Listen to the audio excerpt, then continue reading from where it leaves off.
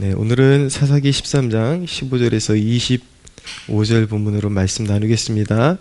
오늘 삼손의 아버지 마노아가 이제 여호와의 사자에게 그의 이름을 묻습니다. 그랬더니 여호와의 사자가 어찌하여 나의 이름을 묻느냐, 내 이름은 기묘자다. 18절에 그렇게 이야기를 합니다. 그리고 이제 마노아가 하나님 앞에 번제와 소제를 드렸을 때에 20절에 불꽃이 제단에서부터 하늘로 올라가는 동시에 여호와의 사자가 제단 불꽃에 휩싸여 올라간지라 라고 말씀하고 있습니다. 이 대목은 이들의 예배가 하나님 앞에 연락되었다라는 것을 보여주고 있는 것입니다. 우리가 여기서 주목해 볼 대목은 바로 여호와의 사자의 이름입니다. 그의 이름이 기묘자인 것은, 기묘자의 뜻은 기이한 일을 행하는 자다라는 뜻을 가지고 있습니다. 구약시대의 여호와의 사자, 여호와의 사자는 단순히 그냥 사자가 아니라 하나님께서 이 땅에, 예수님께서 이 땅에 육신의 몸을 입고 오시기 전에 구약시대에는 하나님께서 때때로 어떤 천사의 모습이나 어떤 여호와의 사자의 모습으로 이렇게 현현하신다 그러죠. 자신의 존재를 좀 낮추시고 사람에게 나타내시기 위해서 그런 모습으로, 여호와의 사자의 모습으로 이제 자신을 드러내실 때에 그것을 현현하신다 그러는데, 오늘 하나님, 그러니까 여호와의 사자의 나타남은 사실은 하나님 자신을 계시하시는 것과 같은 것입니다. 그래서 기묘자다, 그의 이름이 기묘자다 하는 것은 하나님의 그런 속성, 하나님의 특성, 이런 것들을 이제 담은 그런 어떤 별칭과 같은 그런 말씀이다라는 것을, 명칭이다라는 것을 알게 되는 것입니다. 그래서 하나님께서 어떤 기이한 일을 행하실 것을 계획하시고 이 마노아의 가정에 나타나셨다. 그래서 먼저 아내에게 나타나시고, 그리고 아내를 통해서 이 마노아에게 이제 아들을 줄 것이다 라는 것을 이제 계시해 주신 것입니다. 그러니까 이 기묘자라는 이름은 하나님이 마노아의 집에 행하실 일이 아주 기이하고 놀라운 일임을 암시하고 있는 것입니다. 우리는 하나님께서 그분의 놀라운 뜻과 계획을 가지고 부르실 때에 가장 먼저 예배 회복의 자리로 부르신다라는 것을 알아야 합니다.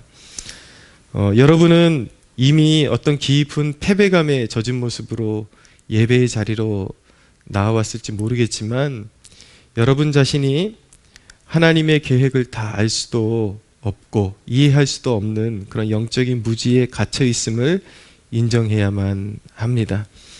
그러나 분명한 것은 무엇이냐면, 기묘자이신 하나님께서 여러분의 삶과 그리고 가정의 회복을 위해서 놀라운 일들을 준비하시고 계획하시고 여러분들을 부르셨음을 믿고 그 소망의 하나님을 믿으며 바라며 예배해야 하는 것입니다. 로마서에 보면은 우리가 소망으로 구원을 얻었음에 보이는 소망이 소망이 아니니 보는 것을 누가 바라리요. 만일 우리가 보지 못하는 것을 바랄진대 참음으로 기다릴지니라 라고 말씀하고 있는 것입니다.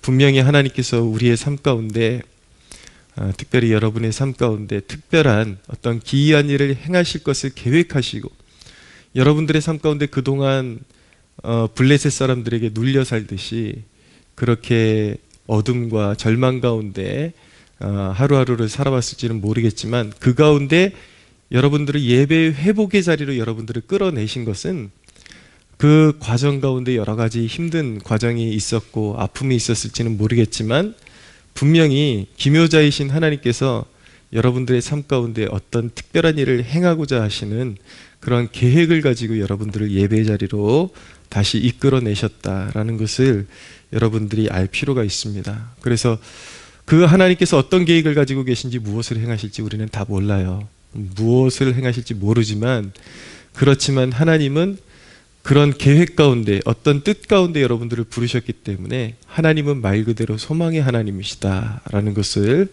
우리가 인정해야만 하는 것입니다.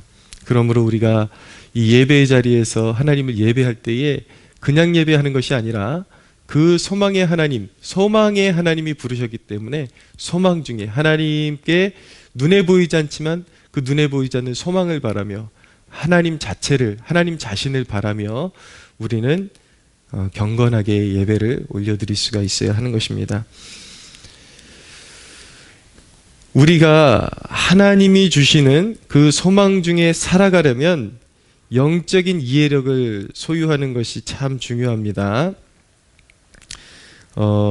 오늘 말씀에 보면은 마노아가 여호와의 사자를 보았기 때문에 이제 우리 반드시 죽을 것이다 라고 그렇게 비관적인 그런 전망을 바라보면서 이야기를 했을 때에 23절에 마노아의 아내가 뭐라 그랬냐면, 그의 아내가 그에게 이르되 여호와께서 우리를 죽이려 하셨더라면 우리 손에서 번제와 소제를 받지 아니하셨을 것이요 이 모든 일을 보이지 아니하셨을 것이며 이제 이런 말씀도 우리에게 이르지 아니하셨으리이다 라고 그렇게 이야기를 했습니다. 무슨 말이냐면, 하나님이 우리를 죽이실 것 같으면 왜 아들을 낳을 것이라고 그렇게 친절하게 가르쳐 주시고 우리에게 나타나시고 예배까지 연락하시는 사건이 있었겠느냐.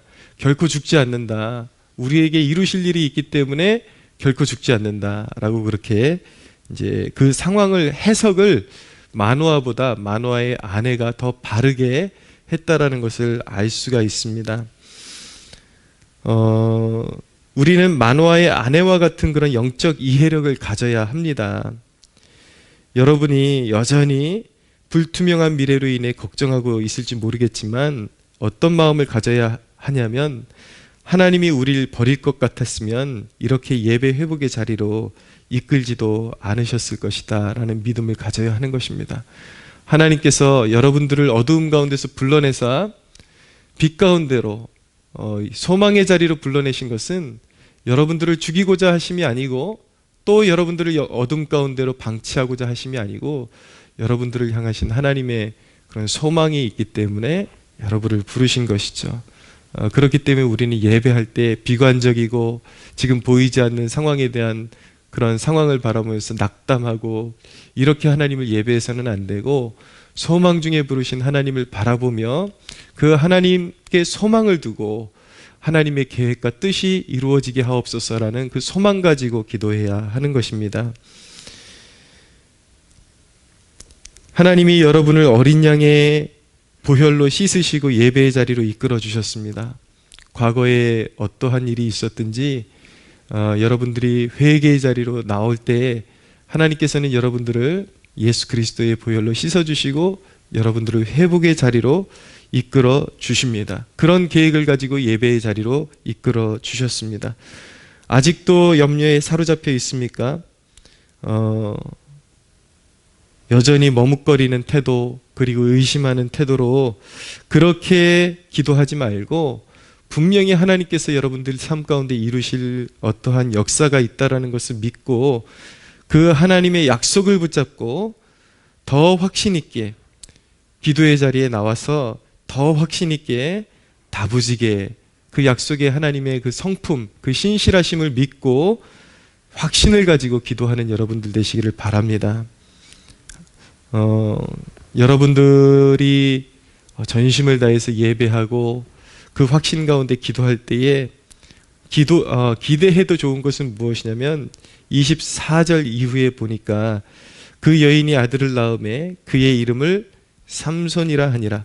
그 아이가 자라매 여호와께서 그에게 복을 주시더니 소라와 에스다올 사이 마하네단에서 여호와의 영이 그를 움직이기 시작하셨더라 라고 말씀하고 있죠. 하나님께서 마노아의 가정에 약속하신 그 약속의 말씀이 너무나도 신실하게 이루어졌다라는 것을 보게 됩니다.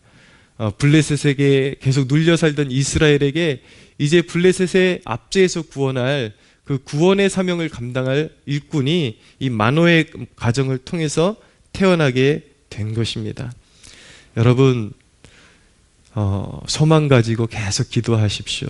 그리고 여러분들을 예배 회복의 자리로 부르신 그 하나님의 신실하심과 그분의 거룩하신 성품을 의지해서 계속해서 기도하다 보면 조만간에 여러분들의 삶과 가정 가운데 그 좋은 열매들이 반드시 드러날 것이라는 것을 기대함으로 그렇게 기도할 수 있는 여러분들 되시기를 축복합니다.